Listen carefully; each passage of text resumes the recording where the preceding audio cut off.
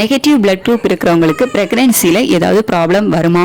உங்களோட ப்ரெக்னென்சி டைமில் உங்களுக்கு நெகட்டிவ் பிளட் குரூப்பாக இருக்குது அப்படிங்கும்போது சில ப்ராப்ளம்ஸ் வரலாம். ஸோ மதருக்கு நெகட்டிவ், பேபிக்கு பாசிட்டிவ் அப்படிங்கும்போது பிளட்டு ரெண்டுமே வேறு வேறு.